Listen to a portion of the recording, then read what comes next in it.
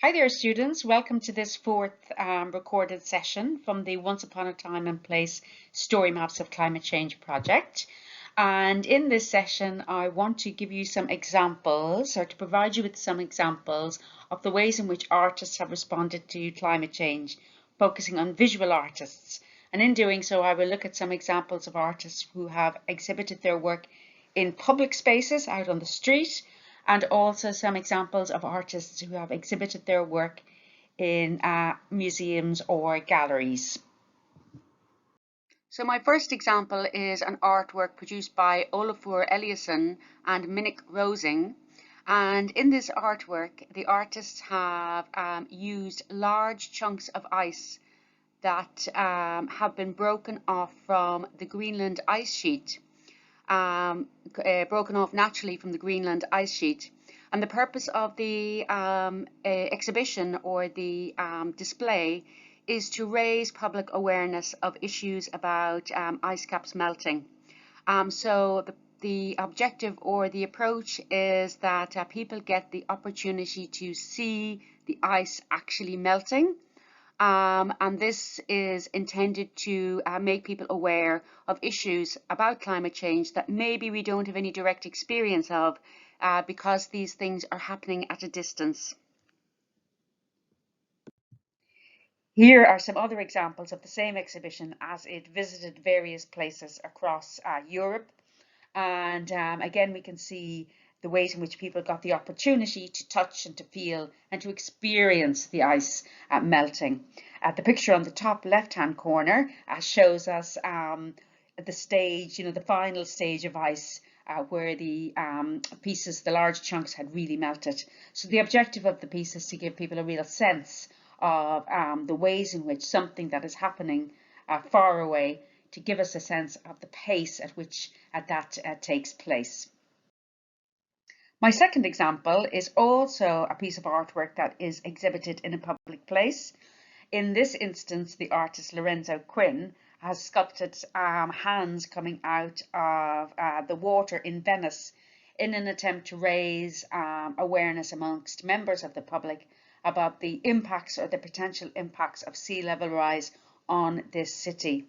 So again, we want to think about the significance of art and the ways in which art can really bring issues to the attention of wider public audiences by representing the issues in an imaginative way.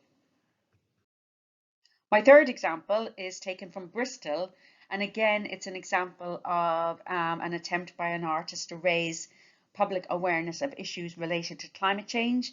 In this instance, the issue is the dairy industry and the impacts of the dairy and meat production industry on climate change. So in this instance, the artist brought cows into a public space and provided people with information about cows, animal production and climate change. So again, this is another example of a creative and imaginative way in which artists can respond to or help to raise public awareness about particular issues. My final example of an artist working in public space comes from New York City. And in this example, the artist attempted to publicly demarcate the areas that would be flooded or underwater due to climate change. So by tracing the lines that potentially would be flooded, the high water lines, the potential high water lines, the artist aimed to raise awareness amongst the public about the impacts and the potential impacts of flooding on the city. So again, this is an example of the ways in which an artist attempts to bring attention to particular issues with the intention of making people aware and contributing to public consciousness of the issues that might affect them. So moving into indoor spaces, artists don't have to be in public spaces to engage members of the public. They can also work in museums and galleries.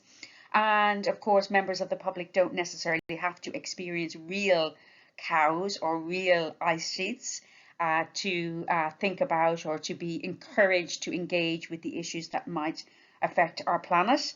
Here we have examples where members of the public can look at representations or artistic depictions of particular issues. Again, this one focuses on ice, where we have a sculpture of ice, changing ice levels. And we could also look at examples where members of the public or visitors to galleries have the opportunity to visualize the impacts or the changes in ice or other environmental issues. This example uses tapestry as a way of representing changing temperature patterns. Here the artist has recreated panels to represent each year, and the panels record the various temperatures over the course of that year.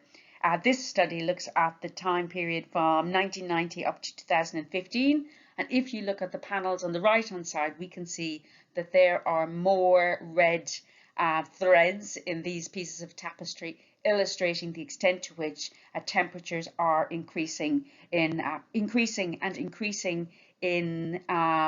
larger parts of the year. In my final example, the artist has drawn on vintage posters of national parks in the United States.